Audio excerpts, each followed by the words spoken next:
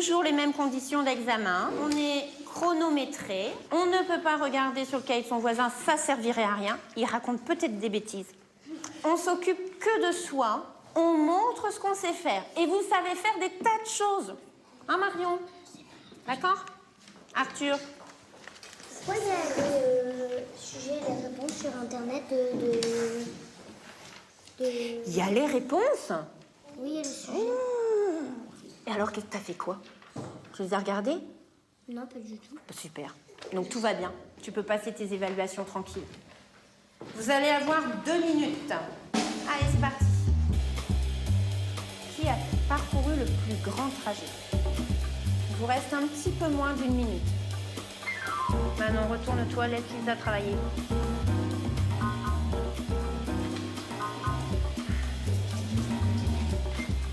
Il vous reste 15 secondes. N'oubliez pas d'utiliser le temps qu'il vous reste pour vérifier votre calcul. 10 secondes.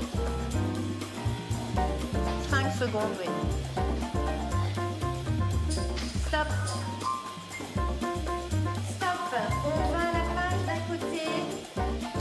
Alors, vous avez 3 divisions à On ne badine pas avec les consignes du ministère. 25 pages d'exercices à faire en 4 jours, l'évaluation des élèves est devenue un véritable sport national.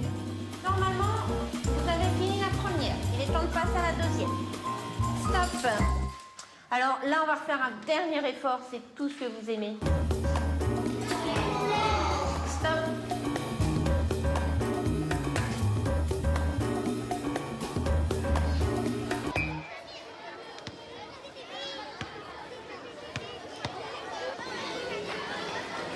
Allez, on y va. Ils ont 7 ans et déjà 860 heures de cours par an. C'est 100 heures de plus que la moyenne européenne. Mais ce n'est pas plus efficace, surtout pour les plus faibles. Au niveau national, 20% des écoliers arrivent au collège avec de grosses lacunes. Tant de pression pour si peu de résultats. Donc, petit calcul, des additions et des soustractions. Mais on essaie de se souvenir de tous les petits trucs qu'on a déjà vus en calcul mental. 156 plus 9. On écrit. La France s'entête dans un système éducatif toujours plus sélectif. Pour les enseignants, si motivés soient-ils, c'est un casse-tête de respecter les programmes en s'assurant que toute la classe suit le mouvement. 5, j'y retiens 1 et ça fait 165. Quelqu'un qui l'aurait fait autrement? Alexis. Sandrine Vercouter parvient pourtant à susciter la réflexion de chacun, même sur des exercices aussi scolaires que le calcul mental et l'autodictée. Mais elle doute parfois de l'efficacité du système. D'accord, tu t'es dit que 9, c'était 4 plus 5. Donc tu as mis le 4 avec le 6 pour faire 160 et après tu as rajouté le 5. Très astucieux aussi. Aujourd'hui, vendredi, jour de l'autodictée. Vous êtes en forme? Oui. Alors on passe à la suite. Vous allez avoir besoin d'un crayon de bois bien taillé. Vous voyez comment c'est une journée de classe. On n'a pas vraiment l'impression qu'on chôme. Hein. Il nous manque du temps. On n'oublie pas de souligner autodictée. Moi, j'ai souvent l'impression qu'on enfourne. Hein, on leur en met énormément dans la tête parce que les programmes sont comme ça. Les fantômes. Et je pense que aller trop vite, c'est compromettre les chances de certains élèves. On toujours fait peur. J'ai vraiment l'impression qu'on essaie de repérer les individus remarquables, qu'on modifie l'école pour ces enfants-là, en quelque sorte. Quand je suis rentrée à l'UFM, on m'a dit, le métier d'enseignant, c'est vous allez donner les clés à des enfants pour qu'ils deviennent de futurs citoyens. Donc effectivement, ces clés, c'est lire, écrire, compter, mais aussi leur ouvrir l'esprit, leur permettre de débattre, d'avoir des idées, d'oser les exprimer, de prendre la parole en public, etc., etc., quoi. Donc ce projet-là, c'est un projet qui m'intéresse. Normalement, on ne va pas lire trop vite et les camarades, ils auront bien le temps de comprendre.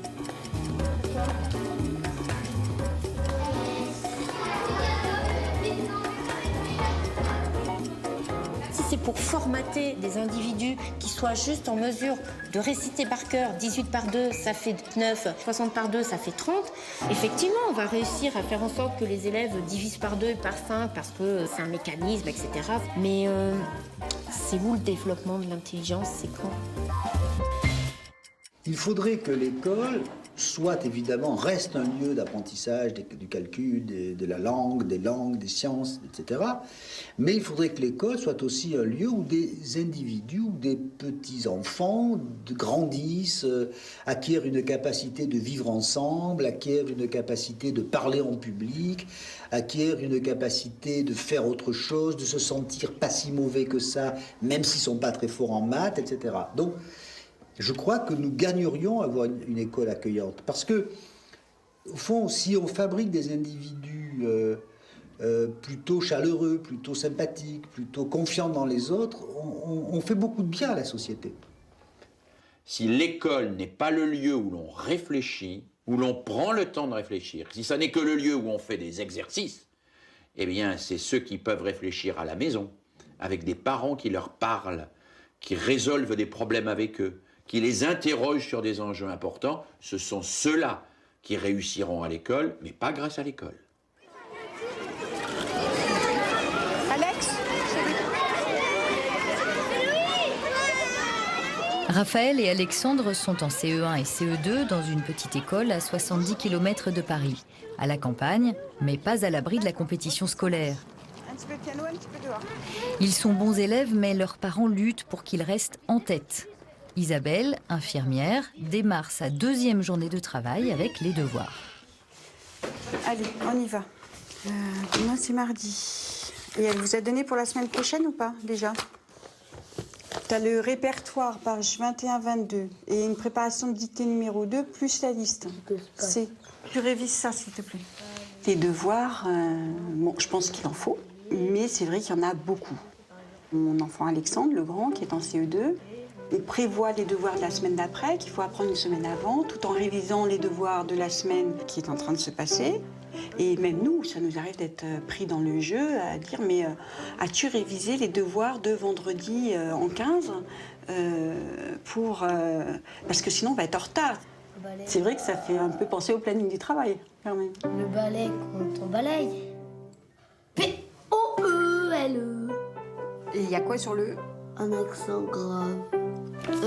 J'ai pas souvenir dans mon enfance d'avoir eu tant de devoirs et de tant de pression et des évaluations. On est dans la société de la réussite.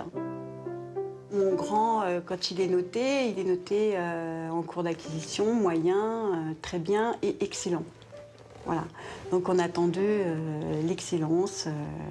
Enfin, comme dans la vie des adultes, en fait, hein, c'est la société de la réussite. Donc même eux, voilà, même bon, peut-être pas en maternelle, mais déjà en primaire, c'est la réussite. Mais ça te stresse quand il y a des contrôles, des évaluations? Oh, oui. Parce que j'ai envie de réussir. Le mot est dit. Le modèle idéologique, politique du système scolaire français, si on lit les textes, n'est pas un système ultra compétitif. L'école élémentaire ne doit pas sélectionner, c'est l'école de tous. Le collège unique ne doit pas sélectionner, c'est le collège de tous. Au fond, jusqu'au bac, le système est formellement très peu compétitif. La pratique est complètement différente. Et pas eu pour une proteste libre. Oh, dis-moi, t'as des bonnes notes? Oui. T'as quoi comme note? J'ai 80 excellents. 80 fois excellent dans l'année. Mais ça veut rien dire. Moi aussi, la première fois, j'ai dit, bah oui, mais ça correspond à quoi? Donc c'est là qu'il m'a dit, bah, je suis premier, ou je suis deuxième, ou je suis... voilà. À partir de moins de 60 excellentes et troisième. Et plus de 70, entre 60 et 70, et deuxième. Derrière un décor, on a envie de dire égalitaire, les pratiques des parents sont des pratiques, parce qu'ils aiment bien leurs enfants d'ailleurs, sont des pratiques compétitives, stressantes, sélectives, parce que j'ai intérêt à ce que mes enfants aient le diplôme le plus rare possible. Comme tous les parents ont ce formidable, ont bien compris ça, eh bien ils se comportent comme des entraîneurs sportifs.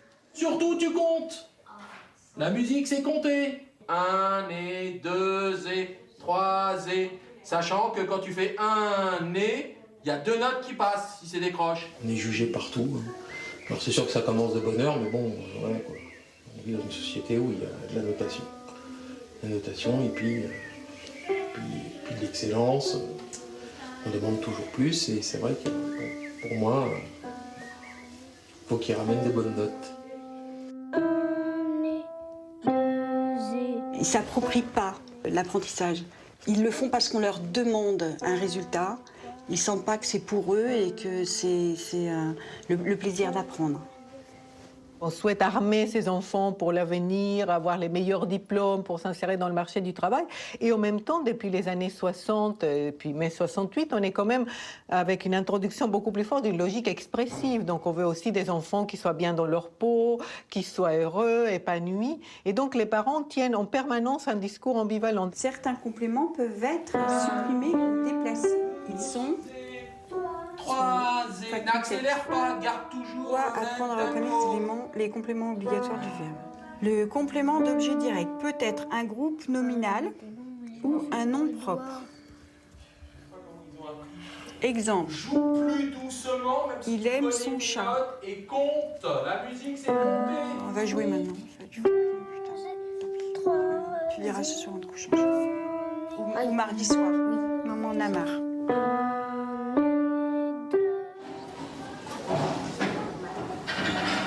Les parents craquent, le système s'emballe. Les évaluations à répétition en CE1, CM2, 5e sont censées identifier les besoins des enfants et les niveaux des écoles. Effet pervers, elles augmentent surtout le stress des familles et des enseignants. Pour éviter cela, certains pays organisent des évaluations anonymes. Donc c'est code 9, puisqu'il n'y en a que 2 sur 4. La suite de 10 en 10, donc la première, c'est bon. Avec les programmes 2008, on nous demande la maîtrise de la technique opératoire de l'addition, de la soustraction, les multiplications, table de 2, de 3, de 4, de 5 et bien sûr multiple de 10, et puis divisé par 2 et par 5. Et alors le problème qu'on a, c'est qu'en fait, on demande déjà une certaine forme d'efficacité, puisqu'on propose ce type de problème en évaluation à des enfants qui ont encore besoin de beaucoup manipuler et de faire des distributions. Qui a mis moins de temps, Ludovic, parce que 1 heure, c'est moins de temps, parce que 58 minutes, c'est plus qu'1 heure. Bon. Il y a plein d'erreurs dans les cahiers. Je dis, bah oui, la notion n'est pas acquise. Pourquoi? Parce que pour l'instant, on n'a pas encore assez manipulé pour que les élèves ressentent vraiment et prennent vraiment conscience du sens de ce que ça veut dire kilo, que ça représente 1000 fois le gramme, 1000 fois le mètre, etc. On est obligé d'entrer plus vite dans des activités... papier-crayon. Et je crois que c'est au détriment du sens. Alors, je vais prendre les cahiers des bons, je suis sûre que ça ne leur a pas posé problème. Mais pour tous les élèves, qui sont des élèves tout à fait normaux, qui ont juste besoin du temps nécessaire pour se construire, ça fait une différence quand on fait des évaluations. Nouveau temps fort de l'année scolaire, le compte-rendu aux parents. Silence quasi religieux assuré pendant 2 heures. Tous les parents présents ont le livret de leur enfant? Oui. Tous ces livrets ont été transmis à tous les élèves de CE1 de France. Donc les conditions de passation sont très strictes. Alors on a un petit guide. Et là-dedans, tout est indiqué. Les propos que nous devons tenir et les temps que nous devons respecter. Autre consigne particulière, on doit enlever tous les affichages qui peuvent aider les élèves. Donc on a une première tranche, les élèves qui ont en dessous de 33% de réussite. Cette année, nous n'en avons pas, qui ont moins de 33% de réussite. Et après, on a un sourire grand jusqu'aux oreilles. Tous ceux qui sont à plus de 65% de réussite, ça correspond à 76% des effectifs des CE1. Donc on est fiers. Ils ont bien travaillé. Moi, ce qui m'inquiète dans les résultats d'Ismaël, c'est que il y a des choses que je pensais acquises, que je pensais définitivement stabilisées, et je me rends compte que c'est encore fragile. Comme par exemple, écrire les nombres du plus petit au plus grand, ou ranger dans l'ordre alphabétique. Je le perçois comme ça en tant que parent. Il y a beaucoup trop de choses à assimiler pour un élève de CE1. Et nous, en tant que parents, on est vraiment... Enfin, moi, je me sens un peu perdue, quoi. Là, on est en train de nous démontrer que si on n'est pas derrière nos gamins, c'est l'échec scolaire assuré. Effectivement, tout n'est pas acquis, mais les durées d'apprentissage, elles sont variables selon les élèves et selon les enfants. Vous allez le voir vraiment évoluer et vous allez vous rendre compte que lui, il progresse aussi. Ça va peut-être pas aussi vite que vous le souhaitez, mais c'est un enfant qui progresse. Dernièrement, quand on a parlé du niveau scolaire des enfants français, je sais pas, moi je comprends pas que par rapport à des enfants allemands ou d'autres pays européens, on est moins bon, oui, on n'est pas performant, on n'est pas à la hauteur. Pourquoi? Alors qu'on bosse. Les enfants travaillent à l'école, travaillent chez eux, et le résultat est loin d'être brillant. Pourquoi? Tous les 3 ans, les connaissances d'1 demi-million d'enfants de 15 ans sont testées dans 34 pays industrialisés. Et depuis 10 ans, la Finlande et la Corée caracolent en tête, quand les Français n'atteignent la moyenne ni en maths, ni en lecture, ni en sciences. Pire, en France, l'échec scolaire s'aggrave. Le nombre d'élèves d'un niveau faible en lecture et en mathématiques est passé de 15 à 20% entre 2000 et 2009. Le remède censé améliorer ces mauvaises performances, démarrer le programme du CP dès la maternelle. Aujourd'hui, on va revoir le L en écriture attachée, en écriture cursive. Alors. À 5 ans, on ne joue plus, on travaille. Les enfants doivent rester assis 8 heures par jour sans faire de sieste, savoir compter jusqu'à 31 et connaître 3 alphabets, capital, script, cursif. Bienvenue au pays des apprentissages précoces. Modèle. Essayez de faire une boucle avec votre doigt. On monte, on tourne, on monte, on tourne, on monte, on tourne, je monte, je tourne, je monte, je tourne, je monte, je tourne. Vous n'oubliez pas de repasser sur le modèle. C'est bien. Vas-y, tout seul comme un grand. On voit bien que l'école maternelle est aujourd'hui fascinée par des apprentissages mécaniques et traditionnels. Par exemple, sur l'apprentissage de l'écriture. C'est vrai qu'en apprenant plus tôt, on va limiter l'échec scolaire après. Mais ce n'est pas vrai que la forme scolaire traditionnelle qui est en train de s'emparer de la maternelle permet d'apprendre plus tôt. Elle permet de former un certain nombre de réflexes, elle permet de s'habituer à un certain nombre de pratiques, mais elle ne permet pas forcément d'apprendre plus tôt à réfléchir, à penser, à s'exprimer d'une manière exacte et rigoureuse et à entrer dans un rapport avec les choses qui est un rapport de curiosité, d'explicitation, de compréhension. Il me faut un chef d'équipe chez les Bleus. Mathieu, alors tu prends la corbeille avec les moutons à compter. Atelier numération, lecture, écriture, les enfants passent désormais une grande partie de leur journée à travailler sur des fiches, à copier des modèles. Une même activité pour tous qui laisse de moins en moins de place à la créativité, aux activités manuelles et à l'expression du corps. Fais attention à bien colorier sans dépasser. Applique-toi. Cochon, cochon. Une chèvre. Tu y arrives?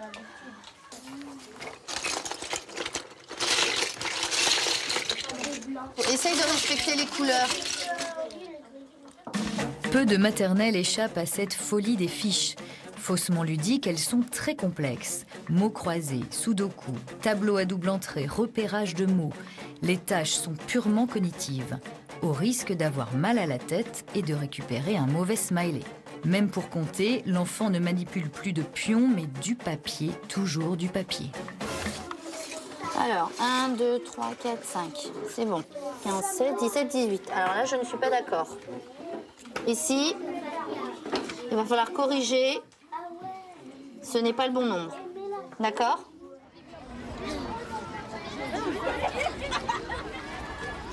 Paradoxe, notre système éducatif exige des tout-petits le respect d'un programme de plus en plus difficile, mais il ne garantit pas la présence des enseignants. À Épinay-sur-Seine, certains enfants ont totalisé sur l'année 30 journées de classe non remplacées.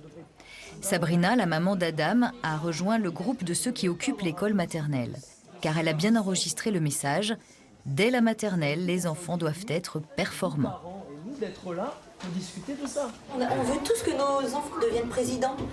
Non mais c'est une façon de rigoler, mais c'est normal. Je suis tellement épatée de nos enfants que je me dis, obligés, ils vont faire des choses extraordinaires. C'est pas possible qu'il y ait une telle intelligence, une telle émotion. C'est pas possible qu'ils ne font rien. Alors non, c'est normal qu'ils deviennent cadres ou ils deviennent ce qu'ils ont envie d'être. C'est important. En France, il y a un lien tellement fort entre le niveau diplôme et l'accès à l'emploi que ça conditionne effectivement un rapport à l'école qui est extrêmement anxieux de la part des parents et une préoccupation qui est de plus en plus précoce par rapport à la réussite des élèves. Souvent, on vient vous dire, bah, vous êtes dans le 93, vous avez déjà mis un enfant qui est déjà un pied dans la merde. Quelque part, c'est ça. Bah, ça devient quelque part un défi de parents de prouver que non. Tout en gardant l'école publique, je lui donne les mêmes avantages que l'école privée. Oui, yes. Yes. Alors, il faut anglais, mon fils fera anglais. Musique, mon fils pareil. My name is Sarabi. What's your name? My name is Adam. Okay, how old are you? I am 7. Very good. I am 5. Very good. You're 5? Oui. Yes. J'ai confiance en lui et je crois en lui. Pour cette année, je lui ai laissé le choix. Quand même, en insistant sur certains points. On fait cours de langue. Le matin, on a cours d'arabe, puisque ça fait partie de ses origines. L'anglais, c'est très important pour moi, l'anglais. What color is it? It's blue. Après, je le laisse. Il joue, il se détend, et après, il y a la piscine pour développer son corps. Voilà. Mais c'est vrai, je fais beaucoup de choses. Tous les jeux éducatifs qu'il a, alors on a les chiffres pour voilà, savoir écrire. Quand il a eu son problème de graphisme, je suis partie régler le problème en essayant. L'alphabet, pareil, oui, pour connaître les chiffres, les lettres et tout ça. Ça, c'est l'anglais. Et j'ai commencé dès maintenant. Bon, vous savez, l'école est entrée à la maison où règnent les activités ludo-éducatives. Les enfants ont encore le droit de jouer, à condition d'apprendre. La terre. Voilà. Puisqu'on ne peut pas voyager, je lui ai ramené le monde. Voilà, c'est exactement ça. Et puis, c'est génial parce qu'il pose plein de questions et c'est moi qui l'aide à... Salut, es-tu prêt à découvrir le monde? Voilà, c'est exactement ça. À bientôt. Dès la maternelle, c'est la razzia sur les programmes. Le marché de l'angoisse scolaire ne s'est jamais aussi bien porté. Là, on était dans la toute petite section. Il avait 3 ans passés. Voilà, compter, la logique... etc. Là, j'avais travaillé avec lui parce que la maîtresse me disait que c'était une catastrophe côté graphique. Il coloriait pas à l'intérieur, il dépassait, et c'était très stressant pour moi. Le souci, c'est qu'on vous dit toujours la même chose. Oui, mais il y a d'autres enfants qui sont plus avancés que d'autres. Et là, vous dites, alors si mon enfant est en retard, parce que c'est ça. Parce que là, on est en train de dire, c'est votre enfant qui est un petit peu en retard. Alors là, on essaye de mettre les choses en place. Alors, je suis partie à la FNAC et j'ai dévalisé la FNAC. Mais j'ai toujours quand même le même trac. Ouais, je pense que quand il va aller en CIP, j'aurai une boule au ventre. Comme mon premier flirt ou mon premier rendez-vous professionnel. Ah oui, là... grosse peur, quoi. Alors, ce matin, nous allons continuer les évaluations. Certaines inspections recommandent de mettre les enfants dès 5 ans en situation d'examen. Voici les évaluations précoces. Une dizaine de fiches à compléter sur une semaine. Les résultats seront notés dans le livret scolaire. Et on vous a dit de retourner la feuille? Non. Ici, vous avez des pointillés. On vous demande d'écrire votre prénom en écriture attachée, en cursive, sur ces pointillés. Alors, je vous rappelle que vous regardez votre feuille, que vous avez tous un cerveau et que vous pouvez tous vous en servir. D'accord? Si le voisin il fait une bêtise et que vous recopiez la bêtise, ça ne sert à rien. Je veux savoir ce que vous savez faire. Je crois qu'on est dans un phénomène assez pathologique qui fait que chacun ayant intériorisé la dureté de la compétition scolaire, on le fait de plus en plus tôt. Et pourquoi pas à 1 an, et pourquoi pas à 6 mois, et pourquoi pas avant si c'est possible. Alors, jeudi, ballon, papa. Il y a une chose qui est aussi évidente à partir du moment où on fait des évaluations constantes, c'est qu'on risque de déstabiliser les enfants et on risque aussi de faire en sorte qu'ils perdent confiance en eux. La confiance en soi, c'est pas seulement réussir ce qu'on veut faire. La vraie confiance en soi, c'est quand il y a un truc qu'on essaye, qu'on rate et qu'on arrive à aller au-delà. Et aller au-delà, ça ne veut pas dire se consoler d'avoir raté. Ça veut dire s'intéresser aux raisons qui font qu'on a raté. Les élèves qui ont terminé, vous m'apportez votre feuille. Exiger d'un enfant de 5 ans une écriture lisible, ce n'est pas très raisonnable. Si l'enfant n'est pas prêt, c'est l'échec assuré. Merci. Principaux bénéficiaires pour l'instant de ces nouveaux programmes, les orthophonistes, psychomotriciens et autres graphothérapeutes débordés par la demande. Avec tes yeux intérieurs.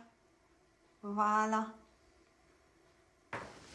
Depuis 4-5 ans, j'ai vu le nombre d'enfants en difficulté scolaire augmenter. Et ils me sont adressés en général par les enseignants, parce qu'ils se plaignent souvent d'illisibilité, d'enfants trop lents au niveau de l'écriture ou d'enfants qui sont carrément bloqués. Voilà. Et malheureusement, je vois de plus en plus d'enfants qui sont en souffrance d'écriture très jeunes. Ce sont des enfants tout à fait normaux qui ont simplement eu de mauvaises bases d'apprentissage. Oups, regarde, ouvre les yeux. C'est normal, on a tendance à monter, tu sais, quand on ferme les yeux. Alors, bon, là, vous m'amenez le cahier de grande section, hein, Glyndŵr. C'est en grande section qu'on vous a demandé, on lui demandait d'écrire des mots en entier. En plus des mots qui ne sont pas faciles, sans repère de ligne pour le T. La maîtresse, elle s'est arrêtée, mais comment Glyndŵr peut-il savoir qu'il faut s'arrêter là? Donc c'est aberrant, en fait, parce que c'est... On multiplie les difficultés, c'est comme vraiment de gravir, monter une échelle, on vous demande d'être au sommet et il n'a pas commencé le premier échelon, quoi. Hein. Donc les chiffres, pas de repère de ligne, hein. Ça on a dit l'importance des repères de ligne, ça change tout le temps. Dans le même cahier d'un enfant en CP, vous avez 10 façons de traiter l'espace. Ben, vous voyez, vous avez cet exemple. C'est Antoine, un petit garçon que j'ai suivi à partir du CE1, en blocage total. Mais bon, dès la maternelle, vous voyez, ça c'était la maternelle. Donc ce qui est frappant, c'est que cet enfant, on lui a demandé d'écrire des mots entiers, avec des difficultés d'ailleurs dans ces mots, puisqu'il y a des levées de crayon que l'enfant ne peut pas inventer. Et la maîtresse a écrit, c'est bien au début, puis cela devient illisible, dommage. Qu'est-ce que vous voulez que l'enfant retire d'une réflexion pareille? On est songeur quand on voit la pile de cahiers, hein, parce qu'en fait, il a énormément travaillé. Il a fait énormément de choses, mais ce n'est pas du travail efficace. C'est-à-dire qu'en fait, les choses sont très simples, et si c'était fait au bon moment en fait, de la vie de l'enfant, quand l'enfant est prêt vraiment à apprendre, ça se fait en un mois de temps, vraiment. Et alors qu'on a l'impression qu'il peine. Je pense que notre société erre un peu parce qu'elle ne s'est pas donné un projet scolaire. D'autres pays, la Finlande, mais d'autres pays, à un moment, se sont carrément arrêtés. Ils n'ont pas arrêté toutes les écoles, mais ils se sont mis à réfléchir, ils ont mis les choses à plat. Et ils se sont dit, voilà ce qu'on peut faire, voilà ce qu'on veut faire, et voilà l'école vers laquelle on va se diriger.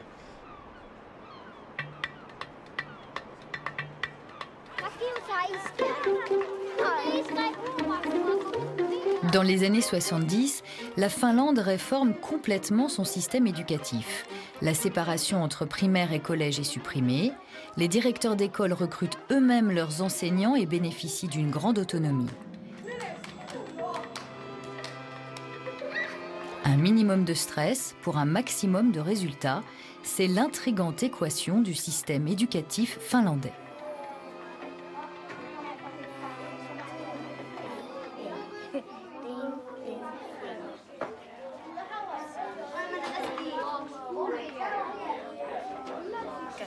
Les enfants apprennent à lire 1 an après nous, à 7 ans seulement. Les maîtresses leur font découvrir aussi le plaisir de lire à l'heure de la sieste.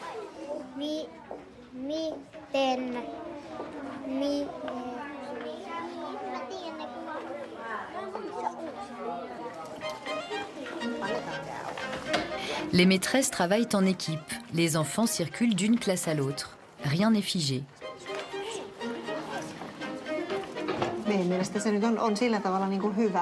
C'est une bonne chose qu'un enfant de 6 ans ne soit pas obligé de rester assis, en tout cas pas plus de 30 minutes, pour un petit moment d'apprentissage.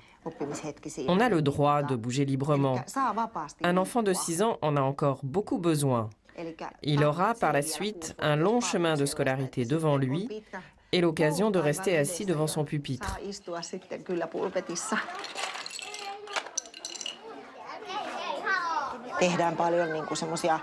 Nous organisons beaucoup de jeux de langage et de mathématiques.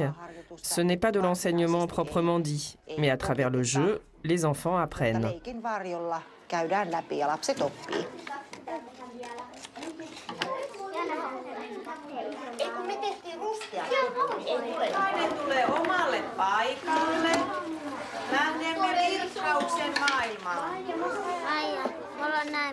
Sä voit vaihtaa jonkun kanssa, sä voit katkaista ja valita itse uudellaan. Kuka on tupsun aloittamisvaiheessa ja haluaa...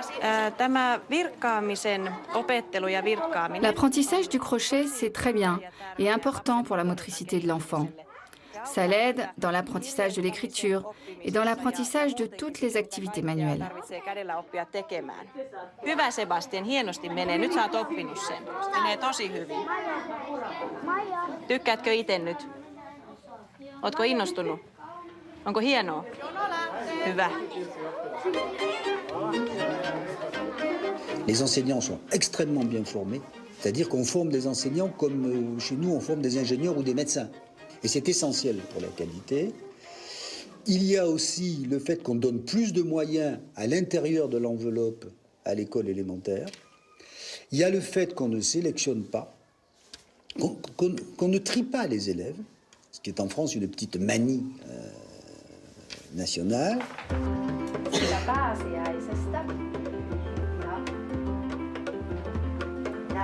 En Finlande, les élèves ne sont pas notés avant l'âge de 12 ans. Ce n'est pas le programme qui décide du moment où l'élève est prêt pour les apprentissages, c'est l'enfant. Aux maîtresses de s'adapter.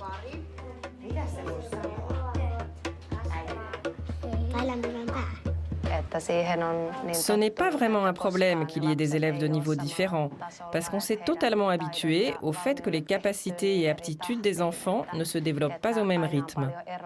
Il y a toujours beaucoup de différences entre eux. Il faut simplement le prendre en compte dans l'enseignement, proposer des défis à tous, des activités nouvelles à chacun.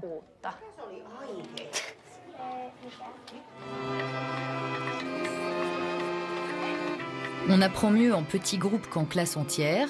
Ceux-là partent en anglais, les autres vont en maths. Une matière fondamentale pour laquelle on n'a pas lésiné sur les moyens, 3 professeurs dont un étudiant pour 15 élèves.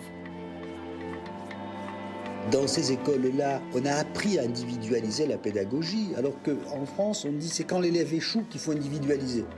Non. Le maître ne donne pas un exercice à 30 élèves, il donne 8 exercices à 25 élèves parce qu'il considère que Les exercices doivent être adaptés au niveau des élèves afin que chacun progresse. Si je donne un exercice, effectivement, j'ai ceux qui savent le faire, ceux qui savent faire à moitié et ceux qui ne savent pas faire. Voilà, et ceux qui ne savent pas faire, je suis désolé pour eux.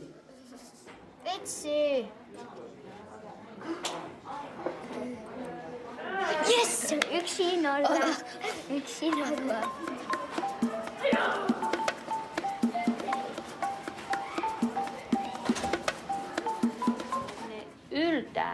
La pédagogie individualisée réserve une place particulière aux immigrés. Ils sont albanais, somaliens, russes, estoniens d'origine et bénéficient donc de cours dans leur langue maternelle et d'un soutien en finnois à raison de 6 heures par semaine.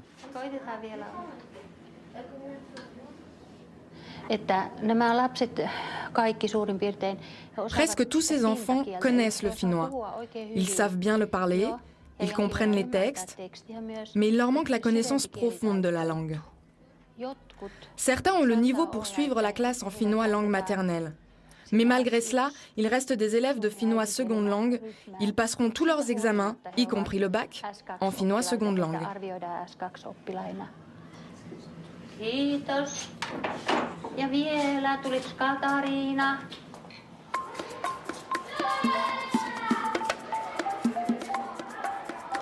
Dernier maillon de ce véritable dispositif de lutte contre l'échec scolaire, tous les enfants peuvent bénéficier d'un soutien assuré pendant les heures de classe par un professeur disponible à temps plein, particulièrement formé et qui dispose, comble du luxe, de son propre bureau dans l'école.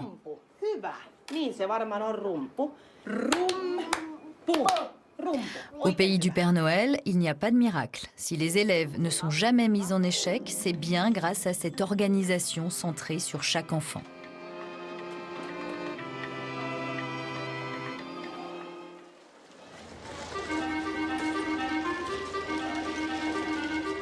En France, à l'inverse, non seulement nous ne parvenons pas à faire progresser les plus faibles, mais nous creusons les inégalités de départ.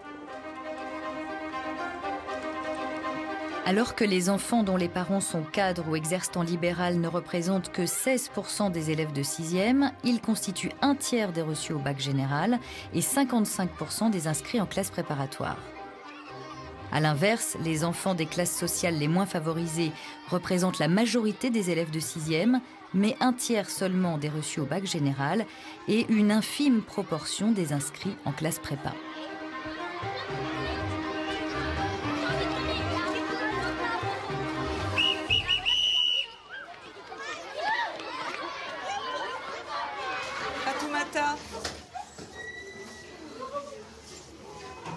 Notre pays est l'un de ceux où le milieu social détermine le plus la réussite scolaire bien avant l'entrée en 6e. On le constate de façon flagrante dans les écoles des quartiers défavorisés, où au fil des classes de primaire, les élèves accumulent les retards et arrivent en CM2 à bout de souffle. Que la séance allait commencer. Allait. Hein, que la séance allait. C'est quel temps allait, Edem? Attends, réfléchis, ne dis pas n'importe quoi. J'allais, tu allais, il allait. De l'imparfait. De l'imparfait. Justine, tu veux bien relire la dictée? La moitié des élèves que j'ai cette année au CM2 sont des élèves que j'ai eus au CP. Et c'est terrible, mais ces élèves étaient déjà en difficulté dès le CP. Donc en français, 40% des élèves sont en grande difficulté. Et en maths, eh bien, on atteint les 50%. C'est pas grave. Tu as compris le principe. Bon, ben voilà, c'est une erreur d'étourderie. On la compte pas, celle-là. On leur fera au soutien, d'accord? Le réseau d'aide aux enfants en difficulté, RAZAID, dans lequel intervenaient des maîtres spécialisés, est en voie de disparition. Les institutrices prennent maintenant les enfants de leur propre classe en soutien à l'heure du déjeuner.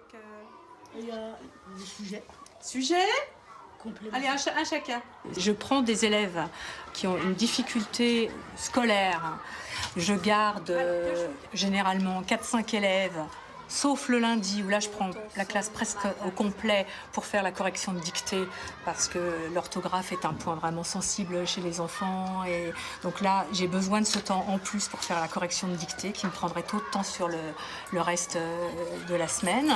Sinon, l'aide individualisée, donc on revoit des notions qu'ils n'ont pas bien intégrées le jour même ou le jour d'avant. C'est une remédiation mais vraiment immédiate. Vous allez voir si vous devez analyser la nature ou la fonction. Est-ce que c'est clair? De toute façon, en jouant, ça va le devenir. Si, allez, déplace-toi. Tu vas analyser donc, tu m'as dit là? Fonction. Les garçons étaient tous amoureux d'elle. Alors pose-toi les bonnes questions pour trouver la fonction de ce groupe de mots. Qui était amoureux d'elle, les garçons? Oui. C'est un sujet. C'est le sujet de quel verbe? Était. C'est quel verbe à l'infinitif? Être. Mais on me l'a transformé. Pour ce qui est de l'aide individualisée, je crois qu'il n'y a pas à la rejeter en principe. Simplement, il faut bien voir que l'aide individualisée est ce qu'on invente quand la pédagogie normale, entre guillemets, ne marche pas.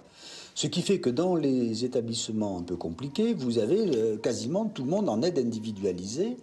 C'est un peu comme si à côté d'un hôpital qui ne parviendrait pas à soigner les malades, on mettait en place une clinique chargée de soigner les malades qui ont été rendus malades par le premier hôpital. Enfin, et ça n'arrête pas. Tout le monde comprend bien que les pauvres gamins qui ont eu du mal à comprendre la leçon de maths du lundi matin et qui vont se retaper la même leçon de maths entre midi et 2 pendant que leurs copains jouent au foot ont de grandes chances, 1, de ne rien apprendre en maths, 2, de comprendre qu'ils sont nuls, 3, d'être stigmatisés par leurs copains qui jouent au foot pendant ce temps-là. Enfin, tout ça n'est pas sérieux.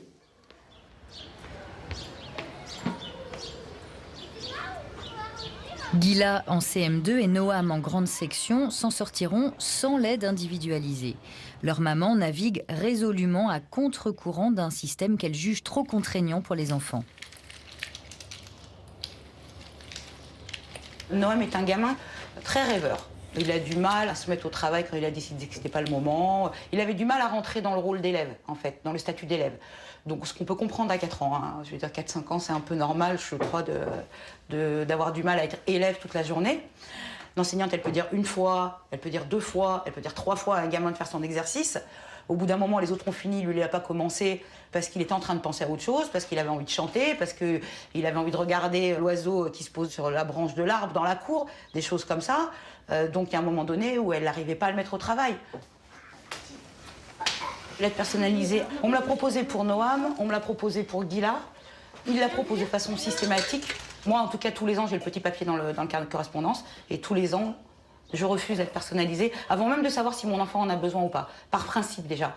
Je pense que quand un enfant, à 11h30, vient d'avoir 3 heures de cours avec une coupure de 20 minutes de récréation, je pense qu'on n'est pas capable de se concentrer. C'est une grosse pression.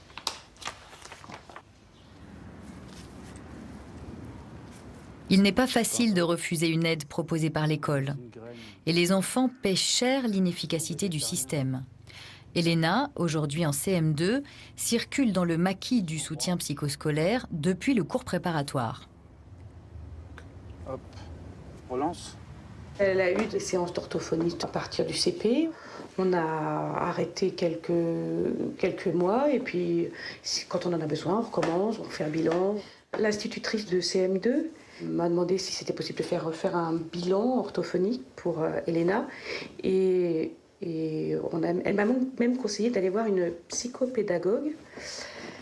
J'ai eu du mal à trouver, donc je me suis orientée vers une psychomotricienne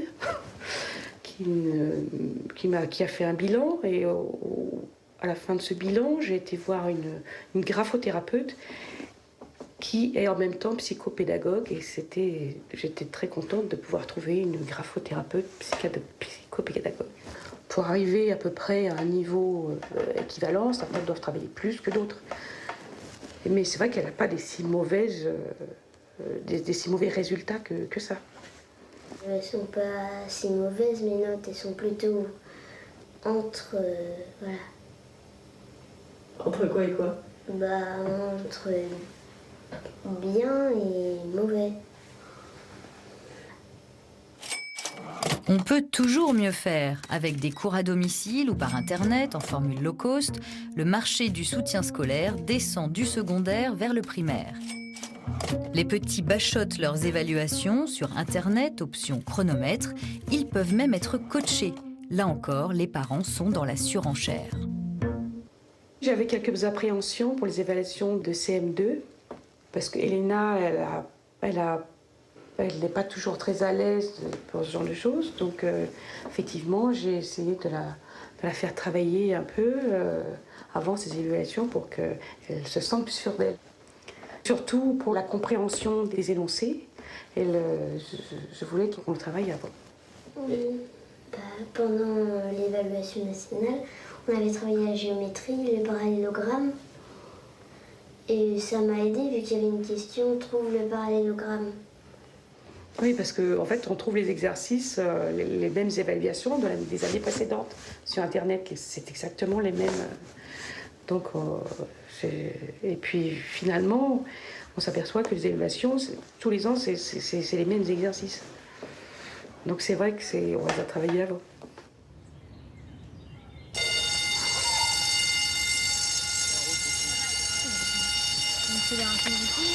Début juillet, les vacances, mais pas pour Elena.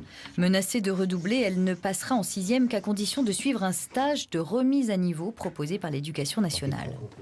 Certes en petits groupes, avec un enseignant très disponible et sans le stress. Mais sur l'ordonnance, ce sont les mêmes divisions, les mêmes dictées que pendant l'année. Durée du traitement, 5 demi-journées, le remède à tout du placebo. Qui c'est qui était anxieux? Et ça reste tout seul, là, alors?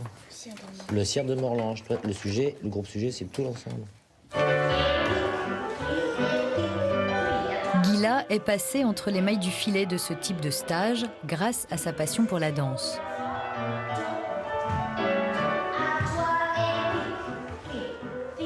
L'école, c'est pas vraiment sa tasse de thé. Elle est contente quand même d'y aller. Elle fait des choses intéressantes, des choses qui lui plaisent. Mais je pense que c'est le rythme. C'est l'obligation de telle heure à telle heure, il faut être assis, il faut être concentré, il faut être élève. Avant les vacances de Pâques, on m'a fait passer un document émanant de l'Éducation nationale, du rectorat de Paris, me disant que suite aux résultats des évaluations, donc elle est en CM2 qui est là, donc suite aux résultats des évaluations du mois de janvier, on m'incitait fortement à la faire participer à un stage pendant les vacances. Je crois que sa maîtresse m'aurait dit, ça serait bien que pendant les vacances, elle fasse une semaine d'aide de façon générale, parce qu'il faut qu'elle revoie tel truc. J'aurais été beaucoup moins réfractaire que votre fille, on la veut pour un stage parce que les évaluations, elle a raté ses évaluations. Donc elle fait beaucoup de danse. Et du coup, on lui a proposé de tenter un test d'entrée au conservatoire régional pour qu'elle fasse un collège à horaire aménagé. Même si au début, elle avait des craintes parce qu'elle pensait qu'elle n'aurait pas le niveau. Je crois qu'au contraire, ça l'a boostée et ça lui a permis de prendre confiance en elle au niveau scolaire. Parce qu'il y a aussi un problème de confiance aussi dans l'apprentissage. Il faut avoir confiance en soi et c'est pas évident, quoi. Donc non, je me trompe, hein, c'est Gila. Ça t'a fait du bien d'aller vers ce projet-là par rapport à l'école. Je pense que ça a donné un peu du sens à ce qu'elle allait faire à l'école. Ça va donner. Paris gagné, Gila entre en 6e en classe de danse au conservatoire régional. 1 et 2 et 3 et 4 et...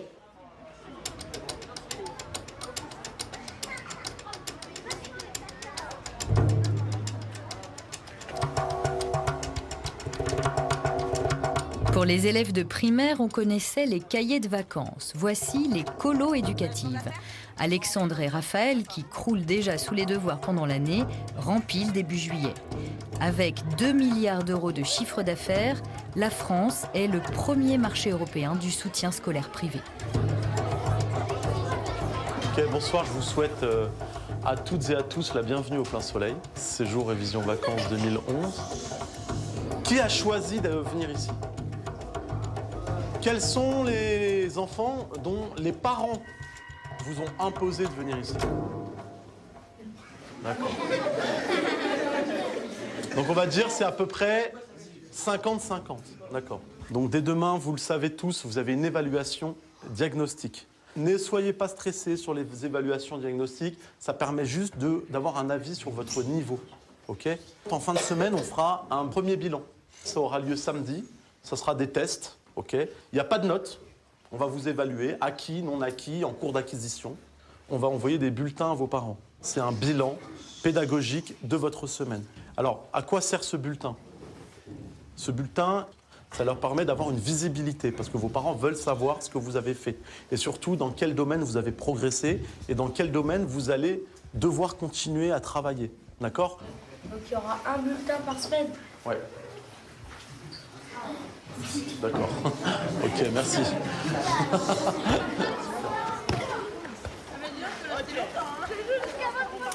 Qu'il s'agisse d'entraîner les bons ou d'aider les plus faibles, cet acharnement au travail scolaire en dehors des cours se généralise.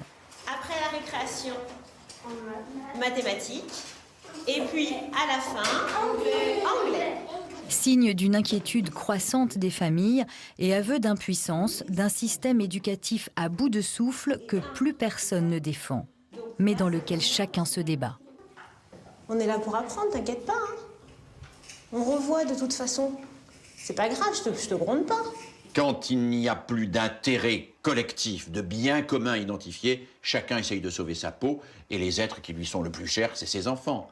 Ce qui nous manque, c'est pas l'investissement des parents, il est là l'investissement des parents. Ce qui nous manque, c'est le projet collectif auquel adhérer. Quels hommes et quelles femmes on veut former. L'école est juste capable de dire on veut des élèves performants et un système équitable. Mais quel type d'individu on veut fabriquer, je crois qu'on en a quasiment perdu jusqu'au souvenir. Oui, dès l'instant que je vous vis, beauté féroce, vous me plûtes. De l'amour quand vos yeux je prie, sur le champ vous vous aperçûtes. Ah, fallait-il que je vous visse? Fallait-il que vous me plussiez? Qu'ingénument je vous le dise, qu'avec orgueil vous vous tuissiez? Fallait-il que je vous aimasse, me désespérassiez, et quand je m'opiniâtrasse, et que je vous idolâtrasse, pour que vous m'assassinassiez? Alphonse Allais.